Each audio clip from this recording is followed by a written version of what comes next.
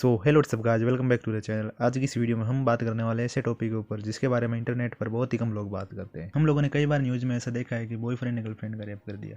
तो भाई ये कैसे पॉसिबल है? वो दोनों रिलेशन में हो तो वो रेप हो ही नहीं सकता। जो भी हुआ होगा उन दोनों की मर्जी से हुआ होगा और उसके बाद उनके घर वालों को पता चल गया होगा लड़की के, तो वो घर वालों के प्रेशर में आके रेप का केस लगा देती है। और हम सबको पता है कि ऐसे केसेस 90% फेक ही होते हैं, क्योंकि या तो वो लड़की घर वालों के प्रेशर में आके रेप केस लगाएगी, या फिर अगर उन दोनों का नहीं चलता है और लड़का अलग होना चाहता है लेकिन लड़की नहीं चाहती कि वो लड़का अलग हो, उसके साथ जबरदस्ती रहना चाहती है, उसके लिए भी वो लड़की उस लड़के को धमकियां देती है कि मैं तेरे ऊपर रेप केस लगा दूंगी। और आप लोग ये बात किसी भी वकील या फिर पुलिस वाले से पूछ लेना, ऐसे केसेस 90% फेक होते हैं। और अभी ये कानून भी आ गया है कि आप किसी भी लड़की के साथ रिलेशन में आते हो और उसके साथ फिजिकल रिलेशन बनाते हो और उसको शादी का बोल गए तो आपके ऊपर रेप केस लगेगा। और हम सबको पता है कि 90% कपल्स की लव मैरिज हो ही नहीं पाती, या तो उनके घर वाले नहीं मानते हैं या फिर उनके बीच कुछ ऐसा हो जाता है कि वो अलग हो जाते हैं। ऐसे में लड़कियां क्या करती है, अगर उनके घर वालों को पता चल जाता है तो कुछ घर वाले ऐसे होते हैं जो लड़के के ऊपर फेक केस लगवा देते हैं।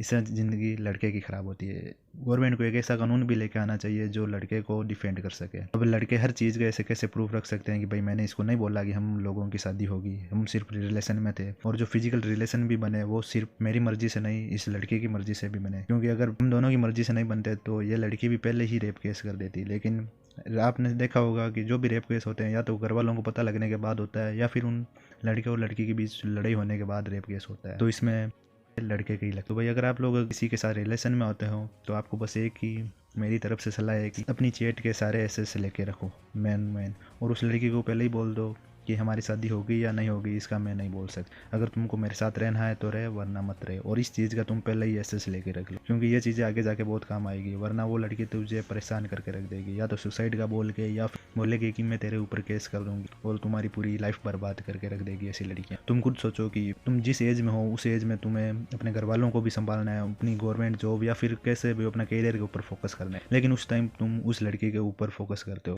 और वही लड़की आगे जाके अपने फायदे के लिए तुम्हें ऐसा फंसाएगी ना ब्रो। इसलिए बोलता हूँ कि तुम ऐसी चैट्स का एसेस लेके पहले से ही रख दो, क्योंकि मैं ये सब एक्सपीरियंस करके देख चुका हूँ और मैं अपना 2 साल बर्बाद कर चुका हूँ ऐसे। तो आप लोगों से बस रिक्वेस्ट है कि रिलेशन में वो मज़े करो, लेकिन ऐसे प्रूफ्स रखो कि आगे जाके तुमको कुछ ना हो और तुम और तुम्हारी फैमिली सेफ हो। बस यही बोलना है।